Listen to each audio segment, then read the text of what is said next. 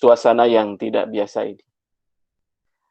Seperti kita ketahui bersama bahwa hari ini kita dihadapkan pada satu fenomena yang disebut dengan wabah COVID-19, sebuah virus yang tadinya berasal dari kota Wuhan, Provinsi Hubei, di Republik Tiongkok, dan hari ini sudah menjalar di lebih 180 negara begitu cepat.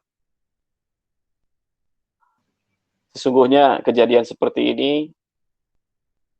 ada catatan sejarah yang menarik untuk kita kaji, bahwa di zaman Khalifah Umar bin Khattab radhiyallahu an pernah terjadi suatu wabah yang disebut dengan wabah ta'un. Wabah yang menimpa awalnya di sebuah kota yang bernama Amwas. Maka peristiwa ini juga disebut sebagai ta'un Amwas, sebuah kawasan yang hari ini masuk dengan pada negara Palestina. Lalu pada dekade 70-an, tempat ini oleh Israel dirubah menjadi kawasan hutan lindung dan merubah nama tersebut menjadi Canadian Forest, karena dana yang dikumpulkan itu dana dari orang-orang Kanada, sehingga nama tempat itu pun dinisbatkan kepada negara yang menjadi penyumbang proyek tersebut. Tahun 17 Hijriah, tepatnya peristiwa ini terjadi seperti yang disampaikan oleh Al-Hafidh Ibnu Katsir dalam kitab Al-Bidayah wan Nihayah.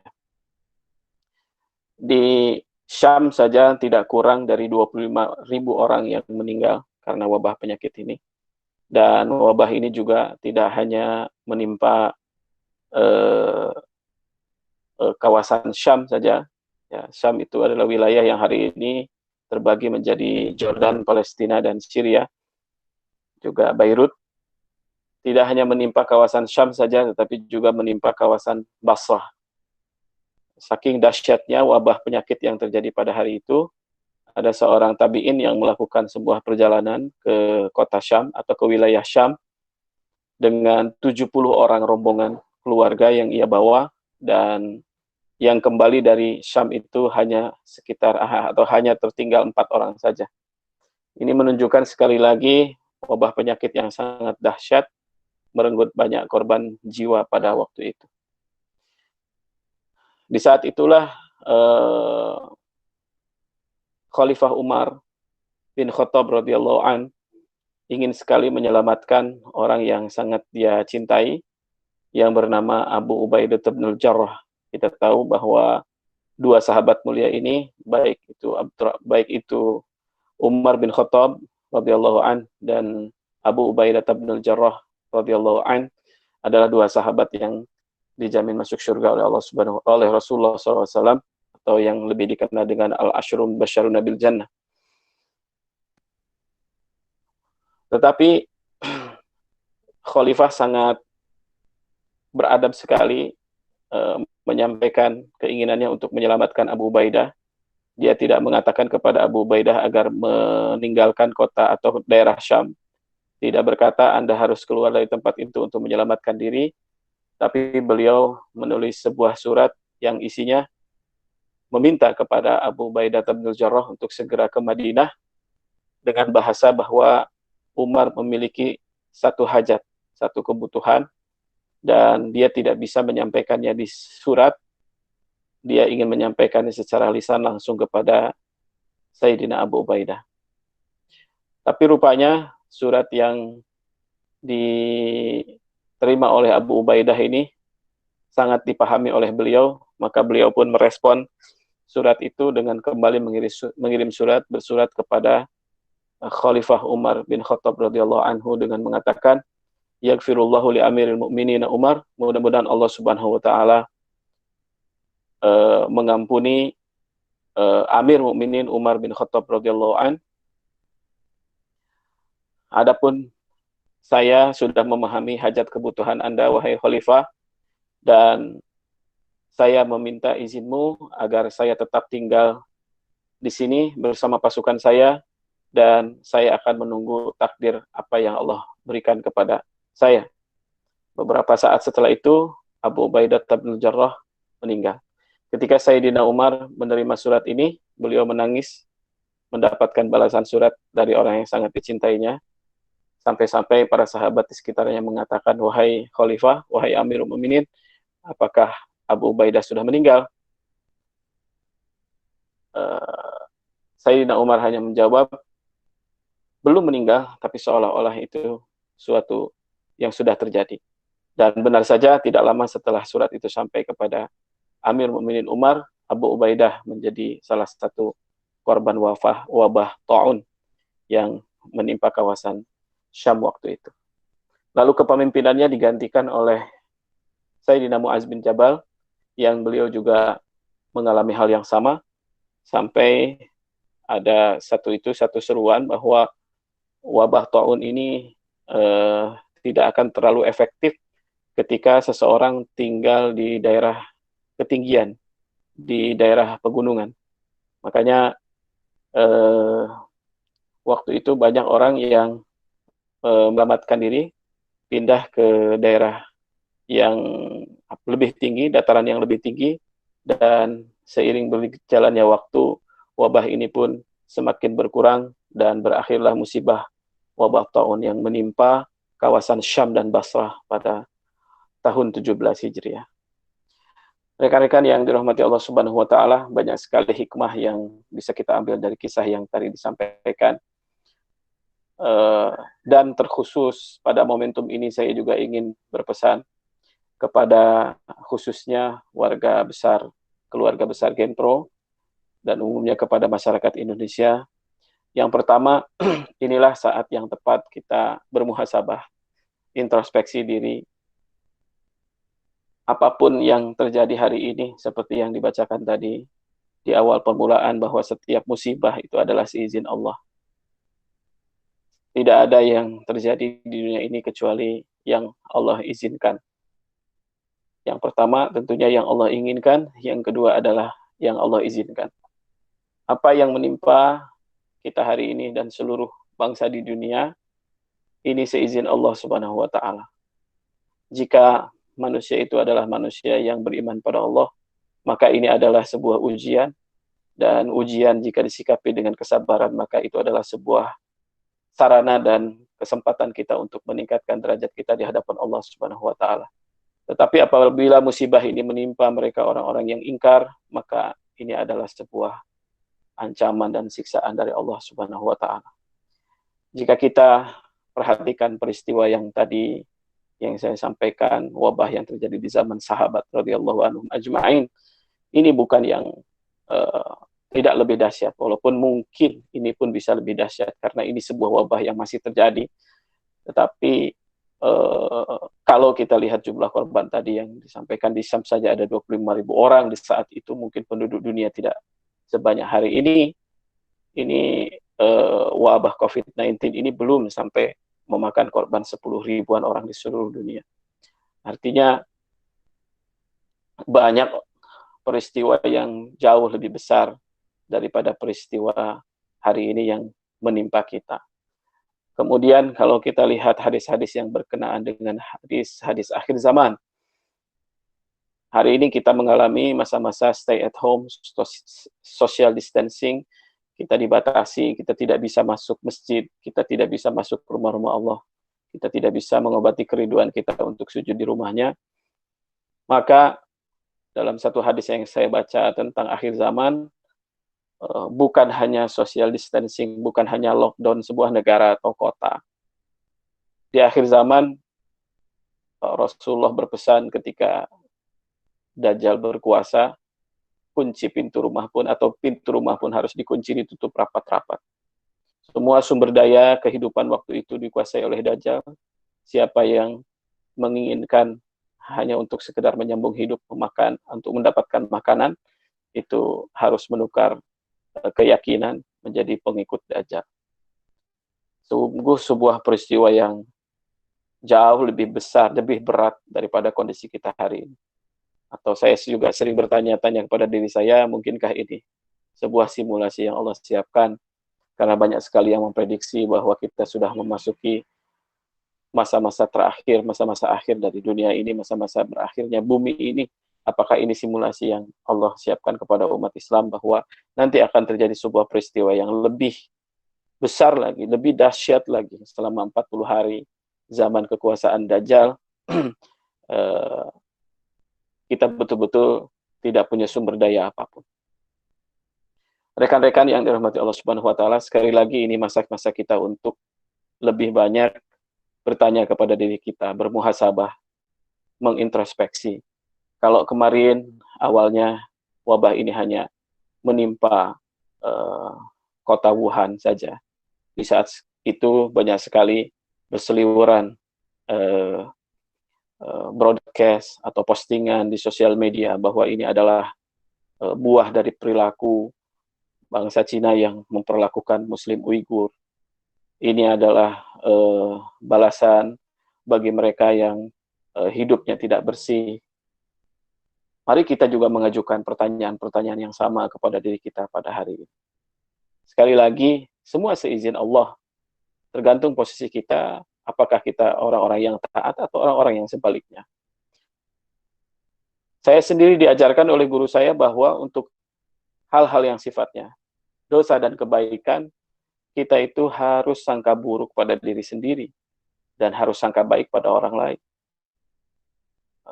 Ada sebuah cerita, mungkin cerita rekaan seorang samurai yang bernama Rurouni Kenshin yang membalikkan mata pedangnya itu tajam kepada dirinya tapi tumpul kepada musuhnya.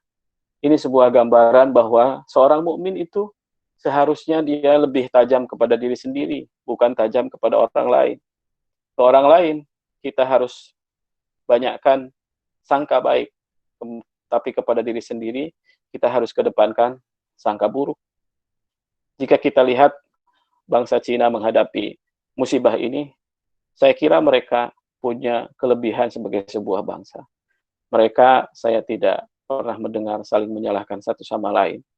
Banyak peristiwa-peristiwa heroik yang mereka lakukan untuk berkorban. Ada dokter yang memang harus bekerja 12 jam, perawat harus bekerja 16 jam. Bahkan banyak di antara mereka yang menjadi martir, menjadi korban. Rakyatnya juga sukarela ketika ada seruan pemerintah supaya tinggal di rumah saja. Mereka juga mau hidup merubah pola langsung ketika merasakan bahwa ini adalah sebuah wabah yang akan berdampak pada kehidupan mereka. Hari ini kita melihat bangsa kita begitu sulit menerima anjuran pemerintah. Ada pejabat yang inisiatif dibully rame-rame, ada pejabat yang terlambat berespon juga dibully rame-rame. Semuanya saling menyalahkan, tidak ada yang berinisiatif. Dalam hal ini saja kita bisa menilai bahwa bangsa kita dibanding bangsa Cina yang sempat ada beredar broadcast message dan lain sebagainya, postingan yang menghujat mereka, terlihat bahwa bangsa kita juga sangat ketinggalan, sangat berbeda dalam penyikapan. Apalagi kalau kita lihat Korea Selatan, mereka begitu cepat recovery, kita sangat jauh ketinggalan dari mereka-mereka itu. Sekali lagi, mari kita introspeksi, mari kita bertanya kepada diri sendiri. Ya, apakah ketika menimpa bangsa lain ini disebut azab, sementara ketika menimpa bangsa kita ini adalah hanya ujian? Saya kira banyak sekali perilaku bangsa kita ini yang juga harus dikoreksi. Bisa saja ini juga merupakan azab kepada bangsa kita. Nauzubillah, kita memohon ampun kepada Allah Subhanahu wa taala. Sekali lagi, itu yang ingin saya sampaikan. Pertama, bahwa ini masa-masanya kita lebih banyak di rumah. Ibadah yang mungkin biasanya kita ramai lakukan di masjid, kita sudah terjebak ke dalam ritual yang mungkin saja kosong dari pemaknaan. Saatnya kita lebih banyak sendiri, saatnya kita hanya terbatas kepada keluarga kita. Mari kita berintrospeksi, mari kita lebih mendalami. Begitu mudahnya bagi Allah Subhanahu wa taala untuk mencabut sebuah nikmat. Bahkan nikmat ibadahnya pun bisa dicabut kapan saja. Nikmat untuk menyembahnya pun bisa Allah tarik kapan saja dari diri kita. Tidak ada masa, tidak ada kesempatan, tidak ada alasan untuk menyombongkan diri dengan banyak ibadah. Allah Subhanahu wa taala tidak pernah membutuhkan ibadah umat manusia. Keagungannya tidak bertambah ketika seluruh umat manusia beribadah kepadanya. Keagungannya tidak berkurang ketika tidak ada satupun makhluk yang sujud kepadanya. Itulah Allah Subhanahu wa taala. Yang kedua, saya ingin berpesan mari kita lebih bijak menggunakan sosial media. Sebenarnya ini bukan masalah ketika terjadi wabah COVID-19 saja. Ini masalah yang menimpa bangsa kita. Rekan-rekan yang dirahmati Allah Subhanahu wa taala, setiap berita itu selalu mengandung 50% dusta dan 50% kebenaran. Sebagai seorang muslim yang baik, sebagai seorang mukmin, Allah Subhanahu wa taala berpesan, ya. In ja'akum fasikum binaba'in fatabayyanu. Kalau kalian didatangi seorang yang fasik, orang yang fasik itu berdosa. Artinya, di dunia ini mana manusia yang tidak berdosa? Ya, artinya pada dasarnya berita itu 50% benar, 50% dusta. Pesan dari Allah, fatabayanu. Ada satu riwayat mengatakan fatasabbatu. Tabayun, tasabut itu artinya kita memastikan, kita mengecek, kita merecek. Dari mana sumber berita ini? Siapa yang mengatakannya? Untuk apa berita itu keluar? Mari kita tahan jempol kita untuk mengatakan atau untuk menyampaikan, memposting hal-hal yang kita tidak tahu sumbernya dari mana. Jangan memperkeruh keadaan, jangan membuat suasana menjadi lebih suram. Mari kita sikapi antara cemas, tapi juga tidak terlalu terjebak ke dalam kecemasan yang mencekam. Tapi tidak juga kita menyepelekan suasana yang ada sekarang. Mari kita latih jempol kita untuk memberikan komentar-komentar yang positif, mensupport apa yang dilakukan. Hari ini, mari kita lebih berempati kepada pemerintah. Pemerintah, saya yakin, banyak konsenderan yang mereka lebih pertimbangkan dibandingkan masyarakat awam pada umumnya. Sehingga saya yakin setiap keputusan itu tidak mudah untuk diambil. Mari kita lebih bijak, sekali lagi mari kita menahan diri kita untuk memposting, untuk membroadcast hal-hal yang bisa memperkeruh keadaan, apalagi kita memposting dan membroadcast yang dibroadcast oleh orang lain. Makanya dalam ayat tadi kita lihat, setelah Allah mengatakan tidak ada musibah yang terjadi kecuali seizin Allah, Allah mengatakan, wa may yu'min billahi yahdi qalbah. Siapa yang beriman kepada Allah, hatinya diberikan petunjuk. Orang yang hatinya diberikan petunjuk tentunya tidak mudah untuk di-steer, untuk diarahkan oleh orang lain. Saya sering mengatakan, ketika hidup kita tidak punya agenda, maka kita hidup untuk agenda orang lain. Ketika kita hidup tidak punya tujuan, maka kita akan hidup dengan tujuan orang lain. Seperti itulah orang yang terombang-ambing dengan opini.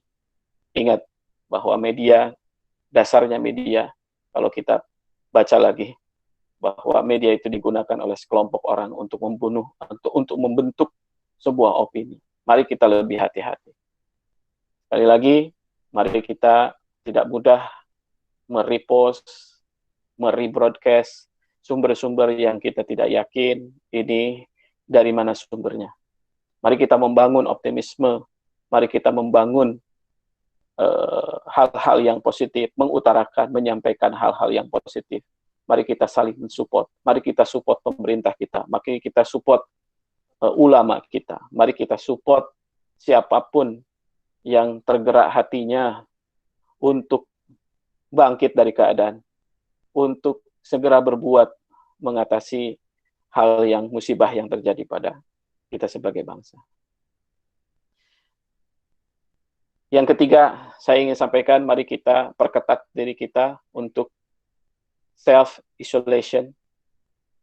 Kita sudah mafhum bahwa mungkin kita sehat, mungkin kita terpapar tapi tidak ada gejala, tapi kita bisa saja menjadi carrier yang menularkan virus yang berbahaya ini. Dari kemarin saya sudah mendapatkan berita ada seorang presiden chapter yang sudah terkena positif COVID-19. Ada beberapa orang di Tangerang dan di Depok bahkan sudah meninggal karena wabah ini. Mari kita perketat sesuai dengan anjuran pemerintah, mari kita taat, mari kita dengarkan fatwa ulama, kita betul-betul disiplin, tidak keluar rumah, kecuali hanya untuk kebutuhan yang mendesak. Nah, akan tetapi, poin yang keempat, Yang juga saya ingin sampaikan bahwa tidak semua punya kemampuan untuk hanya tinggal di rumah saja. Banyak orang-orang yang memang buruh harian, saya kira sangat sulit sekali untuk tinggal di rumah seminggu. Saya tahu bahwa mereka adalah orang yang hari ini uh, mencari nafkah untuk makan hari ini. Jadi kalau hanya 2 hari saja tinggal di rumah, hari ketiga sudah tidak ada lagi yang bisa dia berikan kepada keluarganya. Oleh karena itu, mari yang keempat ini, mari kita berinisiatif untuk mengulurkan tangan. Kita gerakan sedekah secara sirriyah ataupun secara terang-terangan. Banyak berita yang mungkin sudah didapatkan oleh teman-teman sekalian, orang yang tergerak hatinya mengirim atau mengorder GrabFood, ya, mengorder GoFood, tapi ternyata setelah dibeli dia katakan, Mas tidak perlu diantarkan ke rumah, tapi ini untuk makan Bapak sekeluarga. Saya kira inilah bentuk-bentuk gerakan yang heroik, ya, gerakan yang tindakan-tindakan yang menyelamatkan keadaan. Banyak sekali orang yang tidak seberuntung kita, yang mungkin punya persediaan untuk seminggu, 2 minggu, 1 bulan, 2 bulan, tapi banyak sekali yang hanya mampu punya persediaan makanan hanya untuk 1-2 hari saja. Mari kita gerakan hati kita, tangan kita untuk membantu mereka. Mari kita mensupport yang selanjutnya, para tenaga medis. Mereka adalah garda terdepan untuk menyelamatkan keadaan ini. Mari kita berbuat supaya mereka ini lebih sigap, lebih siap, lebih kuat dalam menjalankan tugasnya sebagai tenaga medis. Yang kelima yang ingin saya sampaikan adalah mari kita siapkan manajemen krisis. Mari kita buat segala kemungkinan. Kita harus siap untuk menghadapi kemungkinan terburuk sekalipun. Saya sudah diskusi dengan beberapa orang yang memang di bidang medis. Ada yang memprediksi bahwa bisa saja ini berlangsung selama 2 bulan, bisa saja sampai April atau bahkan sampai Mei. Kalau kita lihat perjalanan virus pertama kali ditemukan di kota Wuhan pada Desember, baru pada akhir Februari ini tidak ada kasus baru di Wuhan. Kalau Indonesia ternyata baru Februari, akhir Februari, bisa saja puncak pandemik corona ini di bulan Maret atau bahkan di bulan April, bahkan bisa di bulan Mei. Jadi sekali lagi mari kita siapkan kondisi yang ekstrim, kondisi yang paling sulit sekalipun kita harus menyiapkannya. Semalam juga saya diskusi dengan beberapa orang. Mari kita, para pengusaha Genpro ini, untuk sedikit membalik kebiasaan yang biasanya sudah kita lakukan. Mungkin di antaranya yang bisa saya sebutkan, para pengusaha fashion yang memang bulan puasa dan Lebaran ini saatnya untuk panen, saatnya mengambil keuntungan, saatnya mendapatkan untung yang besar dan omset yang besar memang selalu diharapkan di bulan Ramadan. Mari kita sedikit convert. Hari ini lebih banyak yang membutuhkan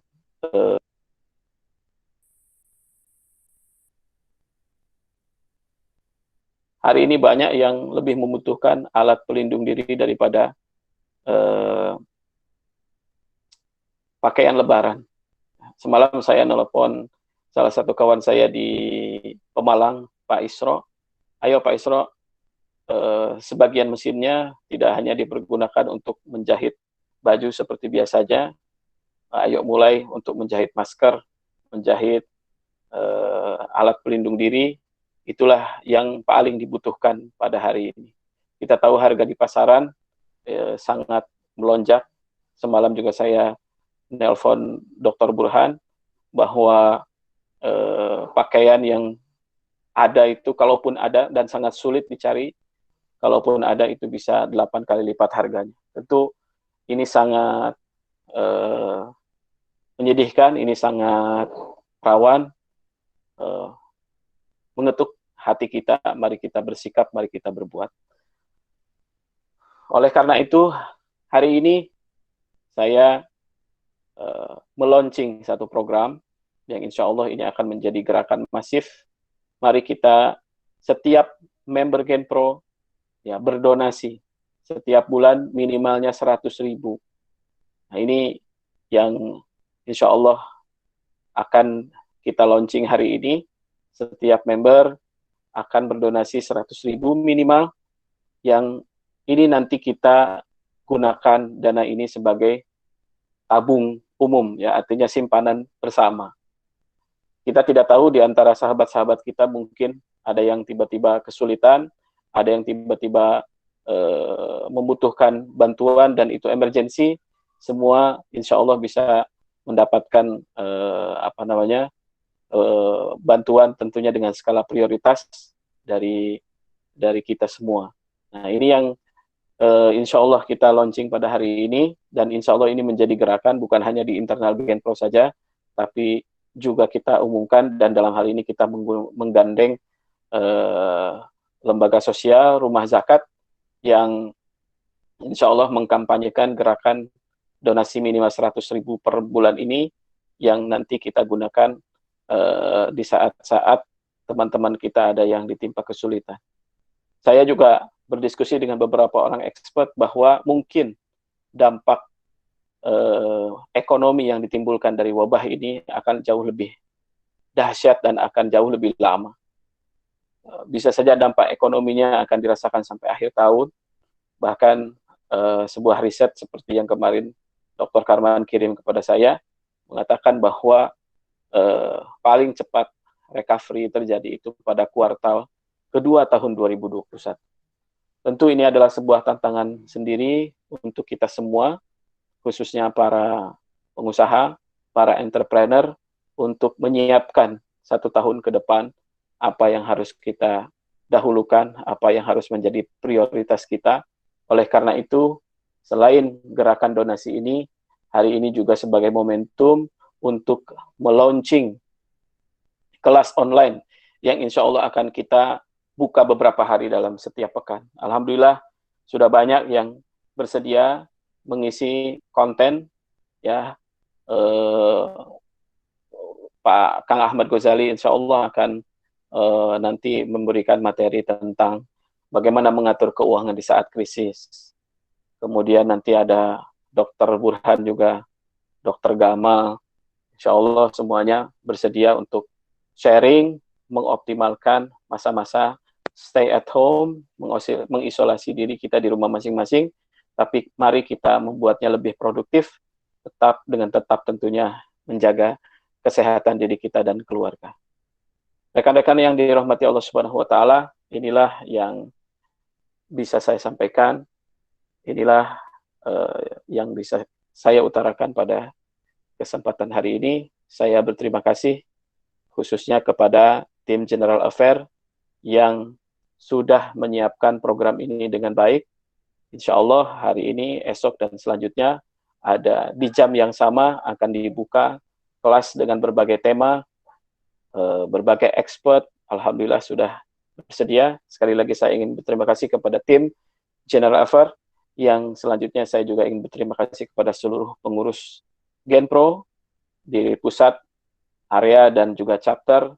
Banyak berita-berita yang menggembirakan saya bahwa jauh sebelum seruan ini, jauh sebelum program ini disampaikan, banyak sekali member-member Genpro daerah yang sudah berinisiatif mengumpulkan dana, berinisiatif membeli sembako, berinisiatif untuk bekerja cepat dan tepat membantu pihak-pihak yang sangat membutuhkan. Sekali lagi saya ingin berterima kasih kepada seluruh pengurus Genpro yang saya banggakan, dan tentunya saya juga ingin berterima kasih kepada seluruh kawan-kawan yang hadir di pagi hari ini untuk menyimak launching ini, dan insya Allah sekali lagi program yang akan berkelanjutan, belum tentu kapan diakhirinya. Selama masa-masa sulit ini, selama masa-masa lockdown ini, ya maaf, bukan lockdown, tapi masa-masa self isolation ini, insya Allah akan ada banyak lagi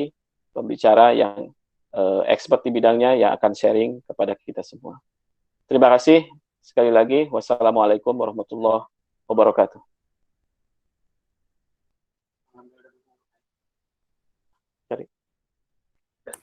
Waalaikumsalam warahmatullahi wabarakatuh. Terima kasih kepada Abah Iwan, Presiden Genpro, yang telah memberikan paparannya dalam menghadapi wabah ini, yang musibah ini. Saya berikan sedikit review mengenai apa yang disampaikan Abah bagi yang tadi, karena banyak yang datang di tengah-tengah sesi kelas online berlangsung, bahkan saat ini masih ada yang baru bergabung ya. Untuk pertama, kita harus bisa mengintrospeksi diri dalam menghadapi musibah ini. Bisa jadi yang kita hadapi saat ini adalah 94 orang partisipan. Alhamdulillah. Bisa jadi yang kita hadapi saat ini karena dosa-dosa yang telah kita lakukan. Yang kedua, kita harus bijak dalam bersosial media, tidak memperkeruh keadaan. Yang ketiga, kita harus bisa melakukan self-isolation, perketat lagi, kita taat kepada pemerintah dan fatwa ulama, kita lebih disiplin lagi. Yang keempat, tidak semua memiliki kemampuan untuk tinggal di rumah. Maka dari itu, kita gerakan diri kita untuk mampu membantu mereka yang lemah dalam ekonomi, serta kepada tenaga medis, kita bantu mereka dengan mensupport kebutuhan mereka seperti perlengkapan alat pelindung diri. Yang kelima, mari kita siapkan manajemen krisis, kita siap menghadapi kemungkinan terburuk.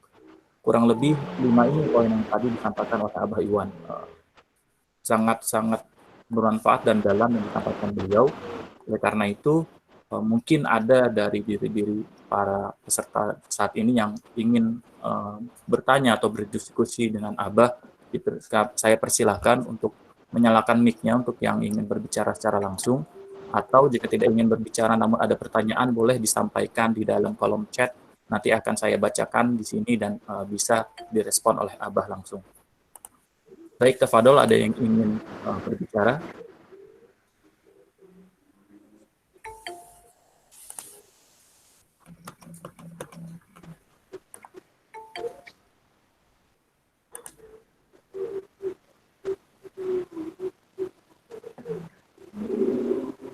Ada yang ingin bertanya? Itu tolong dibaca itu chatnya, ada yang mau tanya tuh di chat tuh. Ada siapa nih? Bu Serina silakan. Ya, Shirina Quenza, silakan.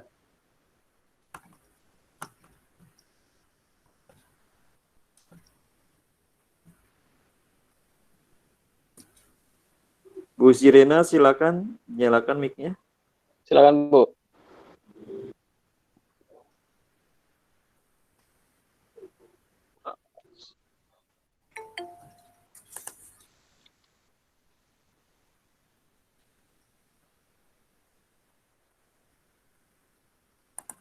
Ya, Assalamualaikum warahmatullahi wabarakatuh. Apakah kedengaran suara saya? Waalaikumsalam. Kedengaran. Dengar, Bu. Ya, alhamdulillahirrahmanirrahim. Afwan Abah, saya langsung tanya aja saja ya. Ada 2 pertanyaan. Silakan, Bu. Ya, pertanyaan yang pertama terkait anak saya Zaki. Anak saya Zaki usia 10 tahun. Dia alhamdulillah anak yang soleh. Dia semangat betul mau ke masjid, mau ke musola. Ketika tadi malam saya larang itu dia nangisnya luar biasa gitu. Dan sudah saya beri pemahaman tentang self isolation, bahwa dia sudah paham tentang kondisi Indonesia yang wabah COVID-19 ini. Tapi dia tetap kepingin bisa berkumpul ke musola gitu. Karena di musola sekitar rumah itu masih mengadakan sholat berjamaah. Ini bagaimana cara memahamkannya pertama. Yang kedua, terkait donasi yang tadi Ustadz launchingkan. Nah, kalau kondisinya ada di sekitar kita hanya orang yang sudah mungkin yang sudah laku, tapi juga ada orang awam yang kurang mampu, tapi terpaksa orang tersebut meminta bantuan, yang artinya seperti meminta gitu. Apakah ini dalam kondisi seperti ini dibolehkan meminta-minta gitu? Sedangkan kan lebih baik tangan di bawah bukan tangan di atas ya, Abah ya. Ini bagaimana cara kita menyikapinya, bahwa kita juga tidak tahu bahwa mana orang yang butuhkan, mana yang tidak. Dan kondisi ketika ada orang yang terdesak tadi, dia harus meminta-minta itu, Abah. Bagaimana cara menyikapinya? Jazakallahu khair kasir. Baik Bu, yang pertama kita tidak boleh untuk berhenti memberikan pemahaman. Saya juga punya anak yang berumur 7 tahun yang setiap hari memang bergaul di komplek dengan teman-temannya. Alhamdulillah sejak praktis saya sudah 2 pekan ini saya mengisolasi diri di rumah saja. Bahkan 1 pekan terakhir tidak sekalipun menginjakan kaki di jalan depan rumah, jadi hanya paling jauh ke teras rumah saja. Saya ada 1 anak yang sangat aktif sekali, punya teman banyak di komplek. Hari pertama saya ingetin, masih lolos juga. Hari kedua diingetin, masih lolos juga. Hari ketiga juga demikian. Tapi alhamdulillah hari keempat, kelima sudah mulai turut, ya sudah mulai mendengarkan, terus diberikan pemahaman. Bahkan saya berikan SOP kepada dia ketika dia keluar dengan teman-temannya bertemu, saya langsung minta dia masuk ke kamar mandi, ya mandi dan membuka ini ada mic-nya yang nyala. Kayaknya ada kecoa deh. Baik. Nah, saya suruh dia langsung mandi sehingga membersihkan badannya sehingga baru boleh lagi bergaul dengan saudara-saudaranya yang lain. Jadi itu yang pertama ya. Artinya terus jangan berhenti memberikan pemahaman kepada anak kita tentang suasana hari ini. Tentang pertanyaan tadi, ya saya kira setiap orang berbeda-beda. Kita maklumi saja memang ini kondisi yang sangat sulit. Jika kita punya tetangga yang seperti itu, saya kira pasti seperti yang kita pahami dalam hadis bahwa tetangga itu lebih berhak daripada orang yang jauh. Ada 1 hadis yang mengatakan bahwa hampir saja Nabi Muhammad SAW memahami bahwa tetangga itu akan jadi ahli waris. Saking banyaknya Allah Subhanahu Wa Taala berwasiat, juga para malaikatnya berwasiat kepadanya agar berbuat baik kepada tetangga. Gitu. Malah kita harus introspeksi, jangan-jangan selama ini memang kita tidak terlalu perhatian kepada mereka, sehingga mereka harus memaksa meminta kepada kita. Saya kira itu pertanyaan dari Ibu tadi tentang 2 hal. Silahkan kalau ada yang lain. Ada lagi ini Abah, 1 lagi, Pak Nos ya, boleh langsung Pak. Abah, kameranya mati Abah, minta tolong dinyalakan kembali. Iya. Siap. Baik. Assalamualaikum warahmatullahi wabarakatuh. Waalaikumsalam. Ada sedikit pertanyaan Abah yang mungkin masih mengganjal di pikiran kita ini. Kan katanya wabah ini juga menghasilkan ekses berupa adanya gelombang resesi, katanya resesi ekonomi yang alam itu apa benar-benar lebih dari, dan banyak yang menganjurkan baik itu di Telegram maupun di WhatsApp group itu menukarkan uang fiat kita atau uang kertas kita itu dengan dinar, dirham atau logam mulia seperti itu, sebagai bentuk mengamankan nilai mata uang kita sendiri, harta kita sendiri gitu. Kira-kira apa menurut Anda, apakah ini relevan dengan kondisi seperti ini? Terus kalau misalnya memang ini relevan, kemana kita harus menukarkan uang kita, uang kertas kita dengan dinar, dirham atau logam mulia? Apakah instrumen itu relevan? Ya, syukran. Baik, Eh, secara khusus pertanyaan ini silahkan Bapak ajukan lagi di sesi bersama Kang Ahmad Ghazali, kalau tidak salah di hari Ahad ya, atau hari Sabtu. Beliau akan khusus membahas tentang ini, dan beliau adalah orang yang punya expertise di bidang dalam pertanyaan yang diajukan oleh Bapak tadi.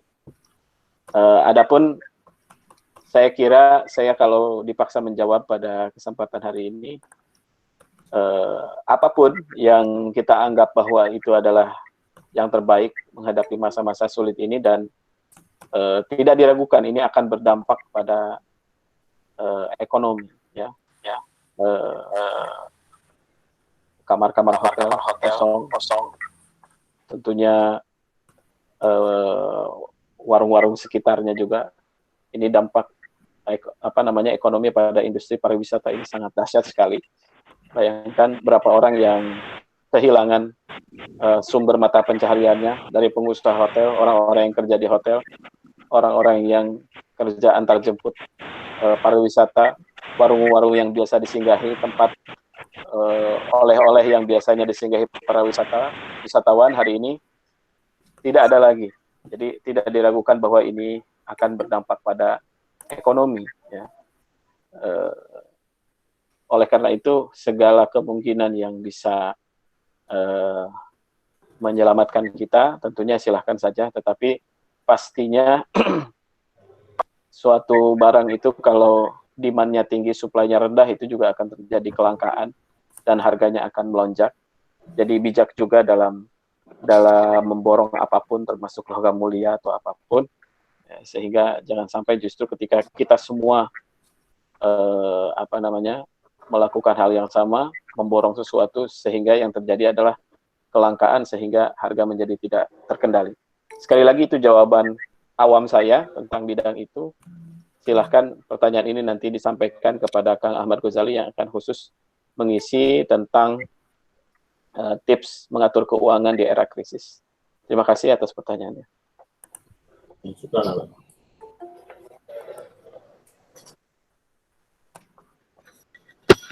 Baik, ini ada lagi pertanyaan oleh Bu Yustina Widi. Bu Yustina Widi, jika masih mendengarkan, boleh langsung dinyalakan mic-nya dan langsung berbicara.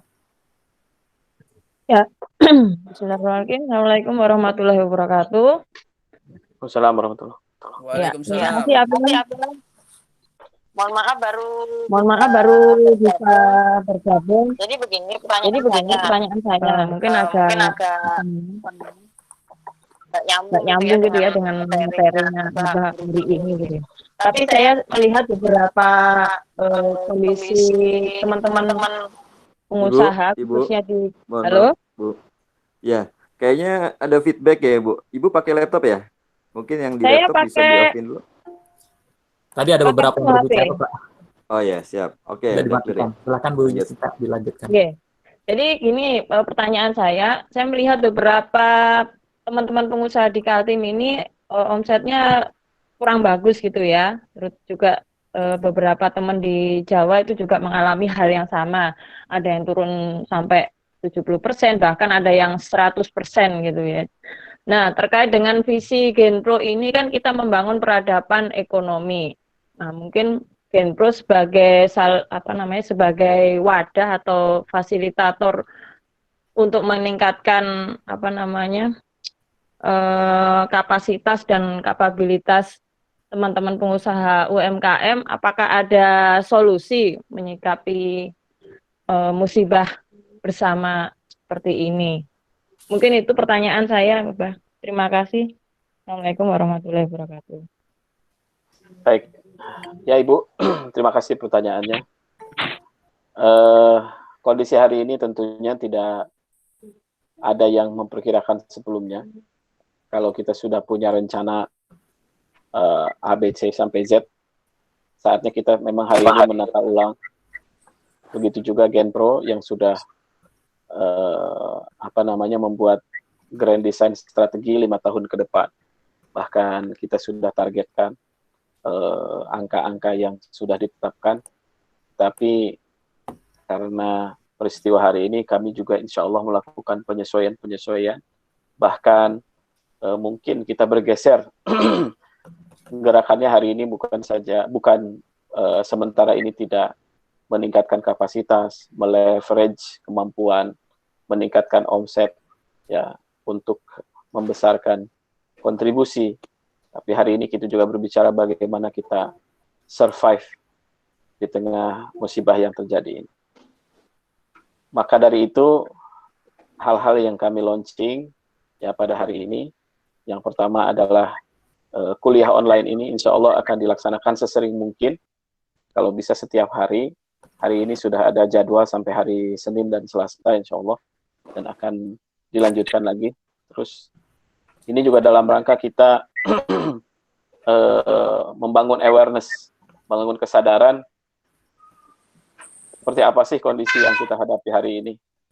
Insya Allah berbagai pembicara yang expert di bidangnya sudah bersedia sharing dengan kita, sehingga kita punya pemahaman yang utuh kondisi hari ini, kemudian kita juga bersikap seperti apa.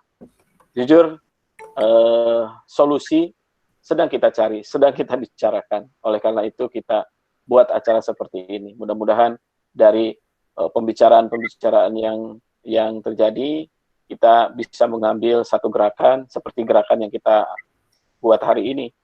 Saya mengajak kepada seluruh member Genpro supaya bersedia berkontribusi minimal 100.000 saja sebagai sebuah tabungan di kita semua, yang insya Allah nanti penggunaannya kita dahulukan keluarga besar Genpro yang ditimpa kesulitan. Tentunya skala prioritas kita ya dalam hal ini misalnya survive dulu bahan makanan dan lain sebagainya ya. Jadi sekali lagi memang ini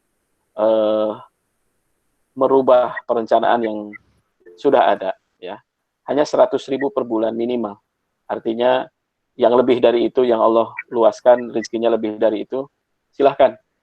Ya ini akan menjadi tabungan bersama yang akan kita peruntukkan kepada teman-teman kita yang terimbas lebih cepat dari yang kita perkirakan.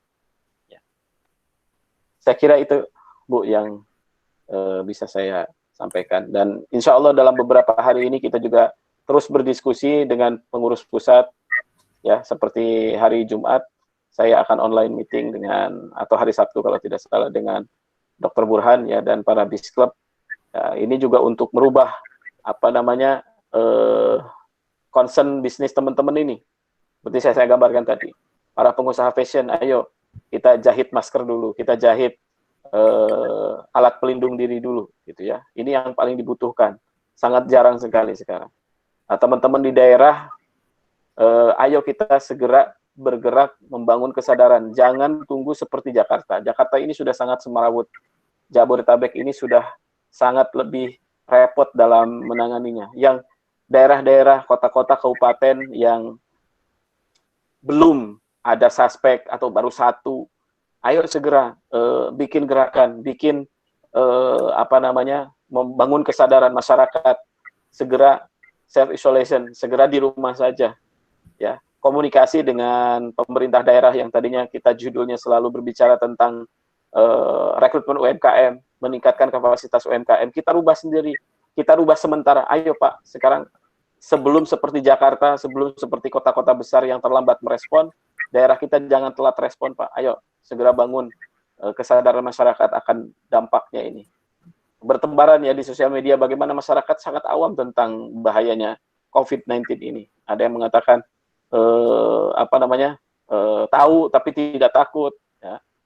Ini kesadaran yang saya kira harus dibangun. Bahkan jangankan masyarakat awam, kita dapatkan sebuah foto seorang pejabat kejaksaan tinggi di mana itu di Yogyakarta atau di Jawa Tengah, begitu sakit dan sudah positif terpapar COVID-19, itu bawahannya membesuk di rumah sakit tanpa ada perlindungan sama sekali kepada dirinya, tanpa menggunakan masker dan lain sebagainya, bahkan selfie foto bersama. Kita dengar ada yang kabur dari rumah sakit pada sudah positif. Kita dengar bahwa yang sudah positif justru malah membantu hajatan. Ini kan awareness yang sangat-sangat sekali tidak ada pada masyarakat kita. Nah, mari kita ganti judul yang selama ini kita berbicara tentang meningkatkan kapasitas UMKM, menaikkan omset kita rubah sekarang sedikit, atau kita rubah banyak, bukan rubah sedikit, kita rubah bagaimana kita membangun kesadaran akan dampak yang akan dihasilkan dari wabah COVID-19 ini. Demikian yang bisa saya jawab.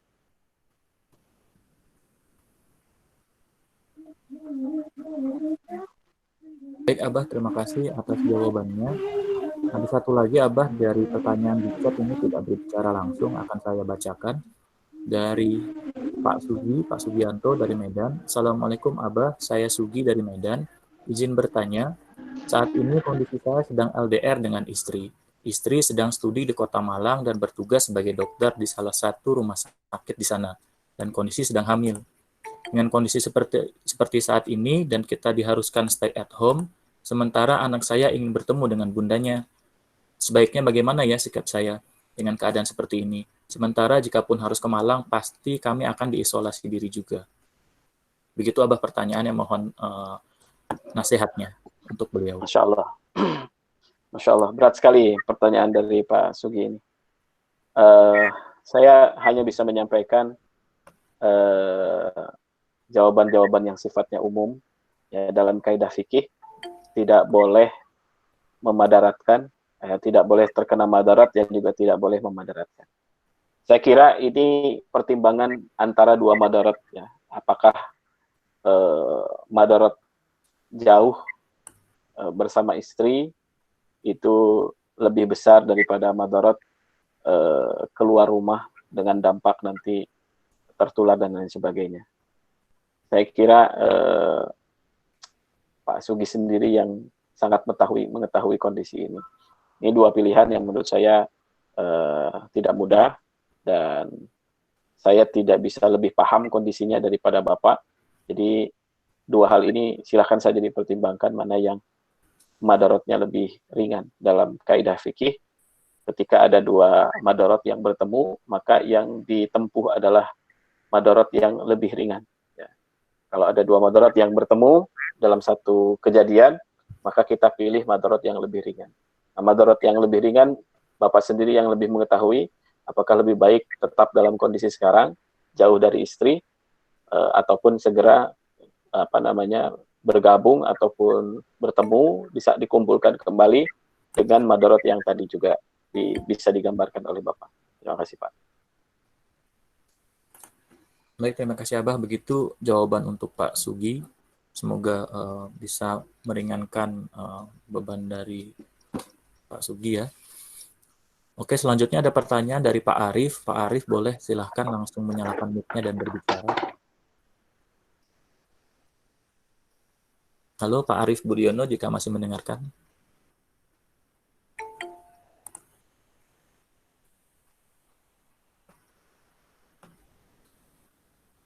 Atau ini ada pertanyaan dari ini tidak ada namanya.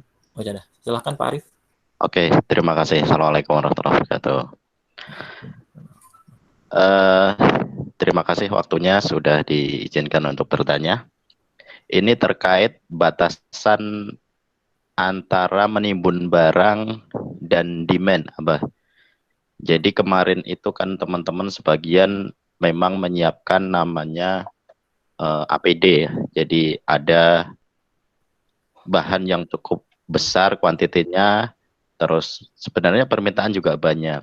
Tapi di satu sisi kadang khawatir apa ini masuk kepada menimbun apa tidak ya, karena memang bahan sedang langka, terus demand-nya juga banyak, dan di satu sisi memang ada yang memanfaatkan harganya dirubah jadi ya bahkan ada yang sempat jualan 200 lah itu APD, padahal kalau kita produksi sendiri paling sekitar 100-an gitu.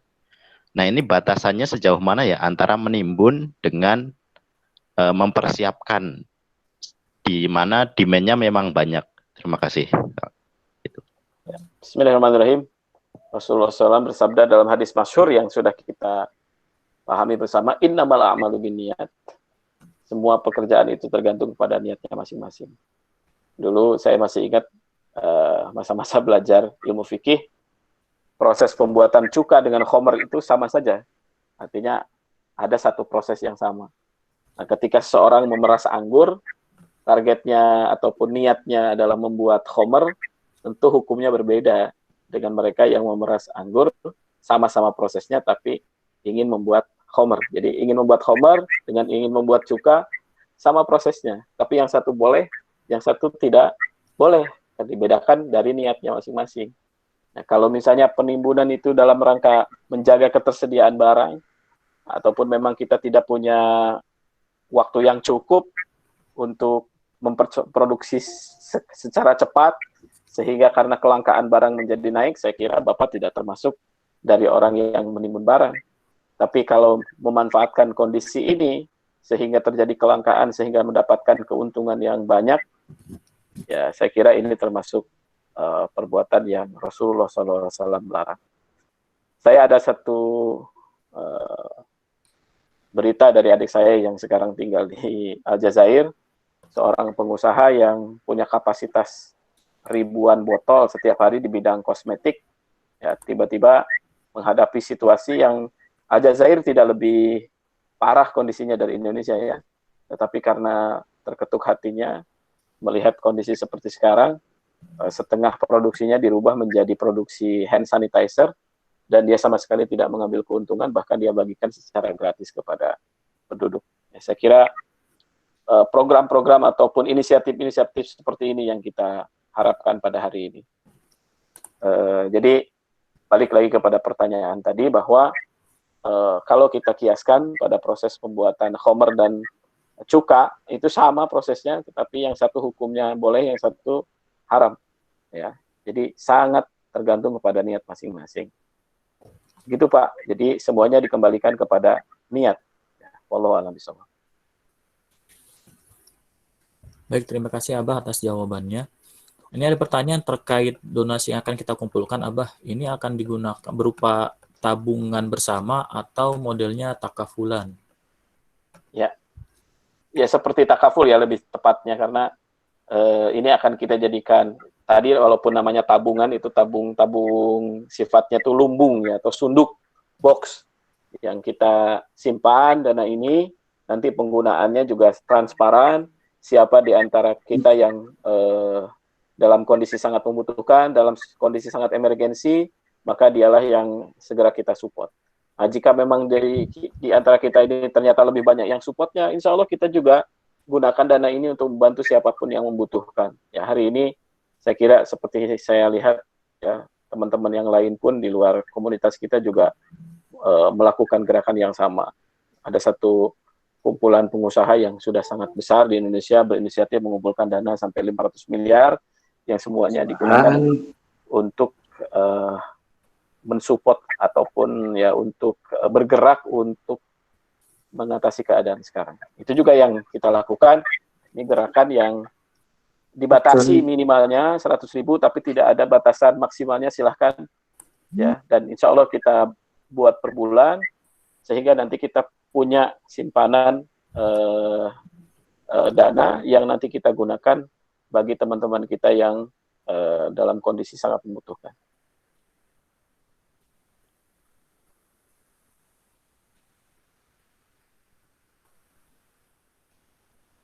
Begitu Pak Depri, jawaban dari pertanyaan yang terakhir. Iya, terima kasih Abah atas jawabannya. Ada yang bertanya juga di chat, ini masih mirip-mirip dengan pertanyaan yang sebelumnya sih, dari Malang Barber School. Assalamualaikum, saya Taufik dari Kabupaten Malang. Kebetulan usaha saya barbershop. Tempo hari kami mencoba untuk meliburkan sementara semua barbershop yang saya kelola. Tapi setelah 1 minggu kami tidak bisa libur karena kebutuhan karyawan untuk makan sehari-hari. Sedangkan saya sebagai pengelola tidak bisa memberikan bantuan pada para barberman yang gajinya memang hitungannya komisi per kepala. Terima kasih.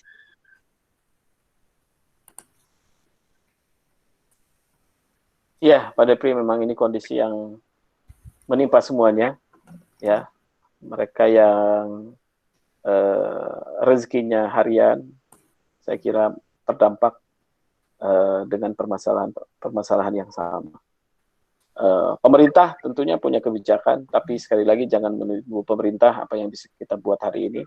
Mari kita buat hari ini. Tentunya setiap kondisi yang lebih tahu adalah orang yang mengalaminya, maka silahkan saja lebih bijak bagaimana menyikapi hal-hal yang terjadi yang seperti diutarakan tadi di Kota Malang. Demikian Pak Devi. Baik, Abah.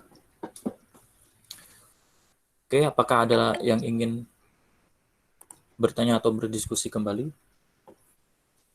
Kita jadwalnya kalau ada yang mau punya usul juga tidak masalah untuk menjadi sebuah program di internal Genpro supaya kita juga menjadi diperkaya lagi dengan usulan-usulan supaya nanti menjadi sebuah program yang akan baik menjadi kebaikan untuk kita semua.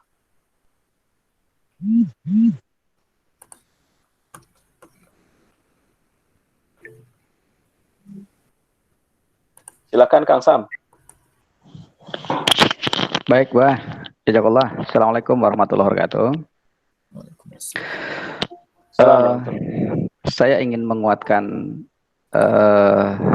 ide dan rencana kita untuk menjadi sebuah aksi memperkuat barisan garda terdepan penanganan COVID-19 ini, Bah, yaitu tim medis. Ini segera bisa kita realisasikan bagaimana teman-teman kita sekarang ini menjerit kebutuhan APD yang sangat terbatas, kalau ataupun ada juga kemudian harganya sangat tinggi, dan kita ketahui garda terdepan tim medis ini juga sebagian besar itu adalah ikhwah kita. Ini menurut saya sangat penting untuk segera menjadi salah satu program yang segera kita realisasikan. Ini yang pertama, saya sangat-sangat mendukung untuk segera kita realisasikan dukungan kita, support kita kepada saudara kita garda terdepan penanganan COVID-19, yaitu para medis, dokter, dan perawat yang jumlahnya sangat terbatas, akan tetapi beban amanahnya sangat luar biasa. Mereka bekerja tidak lagi dari pagi sampai sore, tapi dari pagi sampai pagi lagi. Dengan berbagai kondisi yang ada, dukungan masyarakat yang belum begitu aware terhadap bagaimana penanganan memutus rantai penyebaran virus ini, sehingga saat ini kawan-kawan menjerit bagaimana orang batuk saja kemudian datang minta dites dan lain sebagainya. Ini membuat kawan-kawan juga kelelahan, di samping juga dukungan APD yang sangat terbatas. Itu yang pertama, Bah. Yang kedua, mendukung tadi arahan Abah terkait bagaimana kita bermedia sosial dengan produktif, dengan baik. Saya melihat saat ini grup-grup kita itu memang akhirnya terkontaminasi sangat besar sekali dengan seputaran isu sekarang ini. Tidak disalahkan, akan tetapi mungkin sekarang fasenya kita sudah segera menggeser situasi itu dengan postingan-postingan yang produktif, kemudian menguatkan, karena saya melihat dampaknya ini membuat imunitas orang juga semakin menurun ketika berita-berita yang sifatnya mungkin horor dan lain sebagainya. Belum lagi ketika nanti ada aparat pemerintah yang sudah sangat tegas menyampaikan informasi-informasi, sosialisasi bahwa aparat pun akan bertindak tegas ketika terjadi penyebaran hoax terkait isu corona. Saya mengkonfirmasi lagi, di Lampung sudah terjadi pengamanan terhadap orang yang menyebarkan isu terkait meninggalnya pasien dan lain sebagainya. Nah, ini jangan sampai kemudian karena kurangnya literasi kita, mungkin semangatnya ingin berbagi informasi, tapi kita kurang teliti meng-cross-check kebenaran informasi dan lain sebagainya, kemudian kita meneruskan share dan lain sebagainya, dan akhirnya berdampak kepada hal-hal yang kurang baik bagi diri kita, menambah beban dan lain sebagainya. Dua poin ini, Bah, yang ingin saya sampaikan, menguatkan apa yang sudah Abah sampaikan tadi. Yang pertama, segera kita realisasikan aksi dukungan kita kepada teman-teman garda terdepan tim medis. Yang kedua, menghimbau kepada teman-teman semua, seluruh member Genpro, seluruh kader untuk lebih bijak menggunakan media sosial di saat-saat seperti sekarang ini. Masyarakat kita, ikhwah kita, saudara kita sekarang ini butuh penguatan. Mari kita share konten-konten yang sifatnya positif dan menguatkan untuk kita semua. Assalamualaikum warahmatullahi wabarakatuh.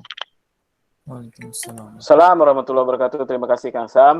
Insya Allah sekali lagi saya informasikan, dan ini juga saya mengundang siapa yang berminat untuk ikut online meeting saya dengan Dr. Burhan dan kawan-kawan BIS Club yang berminat untuk punya ide, gagasan terkait dengan memperbanyak stok masker dan alat pelindung diri. Kita akan rapat, nanti japri saja kalau ingin gabung. Saya lihat nanti urgensinya, dan tentunya ini rapat terbatas supaya bisa lebih efektif. Saya sendiri dari kemarin juga kontak-kontak teman-teman yang tergabung dalam Asosiasi Musiat di Turki dan Askon di Turki. Saya menanyakan stok mereka di industri ini. Nah, alhamdulillah ada satu pabrik yang bisa memproduksi sampai puluhan ribu per hari untuk APD. Harga sudah saya dapatkan. Apakah pas atau tidak, nanti mungkin Dr. Burhan yang lebih berkompeten untuk melihat. Masker juga, bahkan mereka APD tadi ada stok 200.000. Kalau memang dianggap ini kita perlu mengambil jalur ke sana, nanti saya coba komunikasikan dengan teman-teman saya. Ini saya juga belum menghubungi yang teman-teman di Australia. Saya kira mereka lebih siap kondisinya dan lebih banyak cadangan alat kesehatan yang dimiliki. Tentang sosial media, betul, saya sekali lagi mengharapkan terutama keluarga besar Gentro ini, terutama pengurusnya, stop blaming government, stop blaming the others, berhenti untuk menyalahkan siapapun. Ya, saatnya kita bergerak, hati-hati. Kalau konten negatif saya kira total kita harus berhenti ya. Menyalahkan siapapun, please, saatnya berhenti sekarang. Doa adalah yang terbaik. Semuanya dalam kondisi sulit, semuanya dalam kondisi tidak ideal. Yang selanjutnya bijaklah dalam memforward, merepost. Nah, bisa saja kita yang tidak tahu apa-apa, kemudian kita posting di wall kita atau broadcast di grup kita, nanti semua jadi kena. Adminnya nanti yang juga kena. Kalau kita ternyata kena delik hukuman bahwa kita termasuk penyebar hoax, ya, penyebar hoax, penyebar berita bohong, itu sudah ada undang-undangnya yang bisa menjerat pidana siapapun pelakunya. Terima kasih Pak Depri. Silakan. Ya. Sepertinya sudah tidak ada pertanyaan lagi, Abah. Hanya ada beberapa usulan seperti ini soal APD, baiknya ada yang mengkoordinasikan. Jika tadi banyak dimention dari bisnis fashion, ya berarti mungkin bisa dari BIS Club Fashion, atau bagaimana dari para chapter-chapter ini mengkonsolidasikan resource-resourcesnya. Dan memang kalau yang saya pahami, APD ini kan ada persyaratannya ya. Kalau ada teman-teman yang juga punya kenalan atau akses untuk bisa memberikan perizinan cepat, untuk bisa mendapatkan izin membuat APD yang sesuai dengan standar medis, itu juga mungkin bisa dibahas di grup atau siapa yang bisa diberikan tanggung jawab untuk mengkoordinir soal APD ini. Baik, karena sepertinya sudah tidak ada usulan, diskusi atau pertanyaan, tetapi masih banyak sih yang baru bergabung ini, Abah. Baik, saya kira kita cukupkan ya. Insya Allah ini hari pertama, besok ada Ustadz Abu Syauki yang siap menyapa kita semua. Insya Allah beliau memberikan wejangan-wejangan terkait bekal-bekal kita sebagai pengusaha di saat krisis. Ya, dan ini akan dirutinkan setiap jam 8 pagi. Please stay sebelum jam 8 pagi. Pak Depri, mohon roomnya dibuka minimal 10 menit ya. Minimal 10 menit sebelum pembicara ready. Jadi teman-teman biarkan masuk dulu. Nanti pembicaranya tepat jam 8 akan memulai penyampaiannya. Tapi saya juga sekali lagi ingin menyampaikan, terima kasih kepada tim sekretariat, tim General Affair yang sudah menyiapkan launching ini dengan baik sekali. Saya sangat bahagia sekali. Sekali lagi, mari kita stay at home, keep productive and healthy. Terima kasih. Assalamualaikum warahmatullahi wabarakatuh. Waalaikumsalam warahmatullahi wabarakatuh. Pada teman-teman Waalaikumsalam. semua, Tetap semangat, great business, great nation, tidak akan pernah berubah. siap Abah, great business, great nation. Memberikan pengumuman untuk besok, kita tetap ada materi di URL yang sama, link yang sama di Google Meet ini. Materinya insya Allah Ustadz Abu Sauki, kita mulai jam 8 dan dijadwalkan sampai jam 10 ya, besok Jumat 27 Maret 2020. Teman-teman bisa bergabung kembali besok di tautan berikut ini. Untuk resume atau review pertemuan hari ini insya Allah akan dikirimkan, akan kami buatkan notulensinya terlebih dahulu. Baik, See you later. kita tutup dulu ya Pak dengan membaca doa bersama dulu.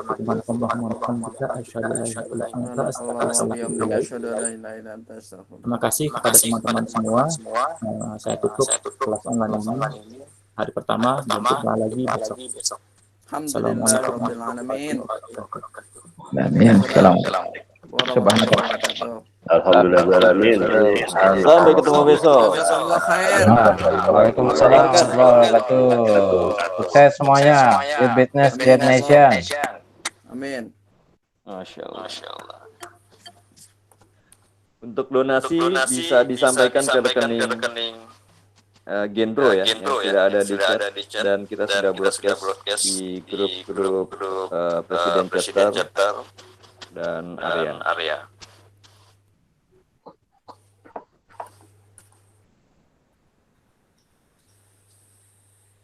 Jangan lupa berjemur. Iya, jam 10. Jam 10. Jam 10.